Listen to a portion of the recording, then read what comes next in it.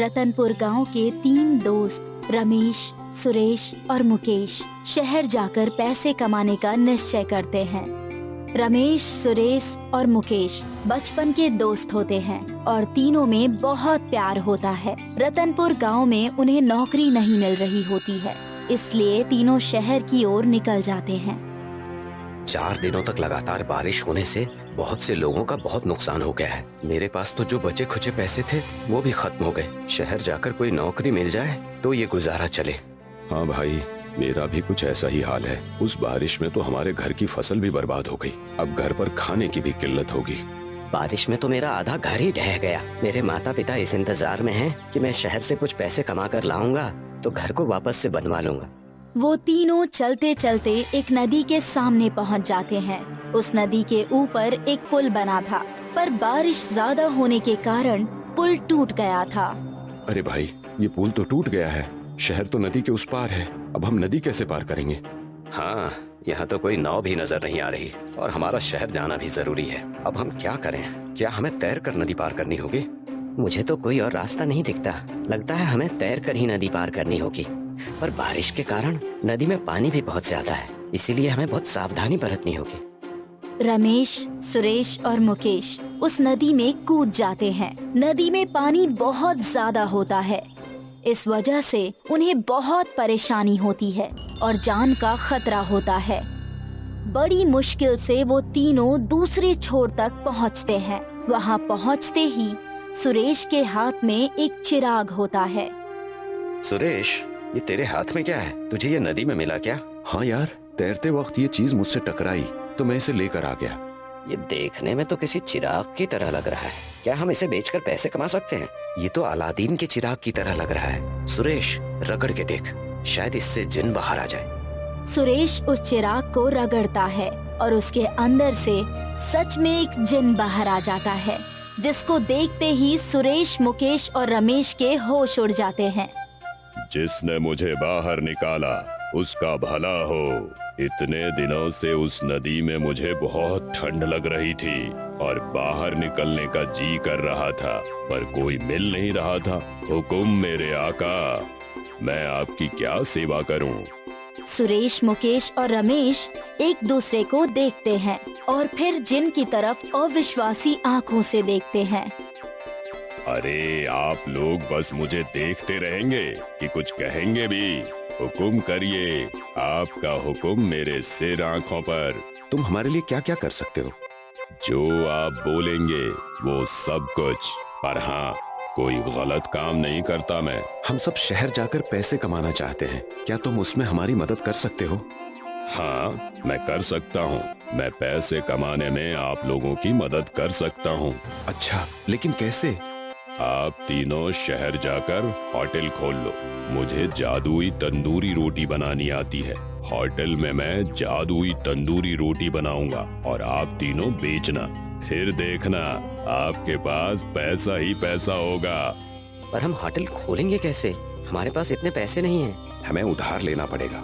फिर जब हमारे पास पैसे वापस आएंगे तब हम उधार के पैसे चुका देंगे। रमेश, सुरेश और मुकेश जिन को लेकर शहर पहुंच जाते हैं। वहां पर उधार के पैसे से एक होटल खोलते हैं। उस होटल का नाम जिन खाना रखते हैं और उसकी स्पेशलिटी तंदूरी रोटी होती है। जिन जो तंदूरी रोटी बनाता वो बहुत ही स्वादिष्ट होती और लोगों को बहुत पसंद आती।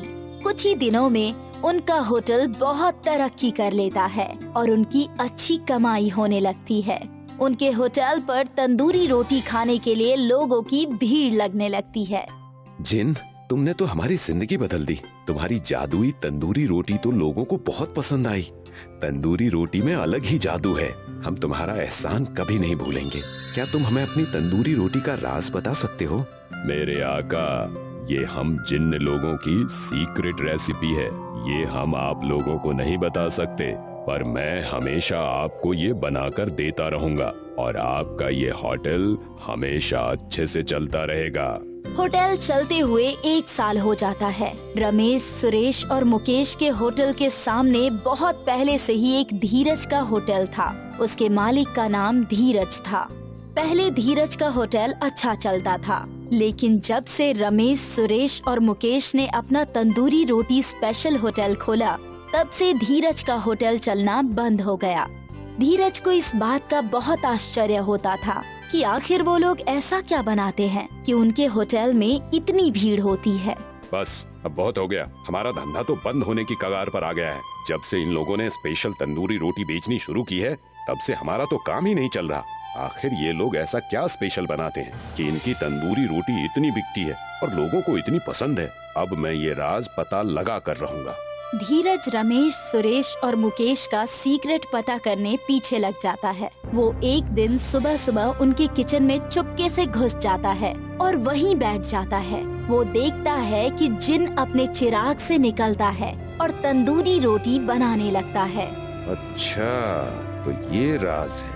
अब मैं बताता हूँ इन लोगों को। इनका जादुई जिन्न ही मैं चुरा लूंगा, फिर वो मेरा हुक्म मानेगा और मैं भी बहुत अमीर बन जाऊंगा। धीरज रात में रमेश, मुकेश और सुरेश के होटल में घुसता है और जिन का चिराग उठाकर अपने होटल में ले जाता है। अब आएगा ना मजा। धीरज चिराग को जोर से रगड़ता है, पर उसमें से जिन निकलने की जगह चिंगारी निकलती है और उसका होटल जलने लगता है। धीरज डर जाता है और उसकी राख को वहीं पर गिराकर दौड़कर रमेश, सुरेश और मुकेश के होटल में जाता है। बचाओ बचाओ, आग आग, बचाओ। रमेश, सुरेश और मुकेश उठकर आते हैं और धीरज के होटल में पानी मारने लगते हैं, पर उस पानी से होटल की आग बुझने का नाम ही नहीं ले रही होती। मुकेश धीरज से कहता है, अरे भाई धीरज, किस चीज से ऐसी आग लग गई है जो बुझने का नाम ही नहीं ले रही? आग तो देखने में बड़ी अजीब लग रही है। धीरज के पास अब सच बोलने के सिवा और कोई रास्ता नहीं बचता। वो तीनों को सारी बातें सच सच बता देता है कि उसने उन लोगों का चिराग चोरी कर लिया था। वो तीनों ये बात समझ जाते हैं कि जिन नाराज हो गया है, इसलिए धीरज के होटल को जला रहा है। धीरज भाई, हमने तुमसे ये उम्मीद नहीं की थी। चोरी करने का यही सबक होता है। रुको, मैं जिन्न को शांत करने की कोशिश करता हूँ। सुरेश दौड़ता हुआ होटल के अंदर जाता है और जिन के चिराग को उठा कर लाता है। उसे अपने हाथों में रखकर वो जिन को मनाने की कोशिश करता है और उसे शांत होने को कहता है। सुरेश की बात सुनकर जिन शांत हो जाता है और धीरज के होटल की आग बुझ जाती है। जिन वापस अपने चिराग में आ जाता है और उस चिराग को सुरेश ले जाकर अपने होटल में रख देता है।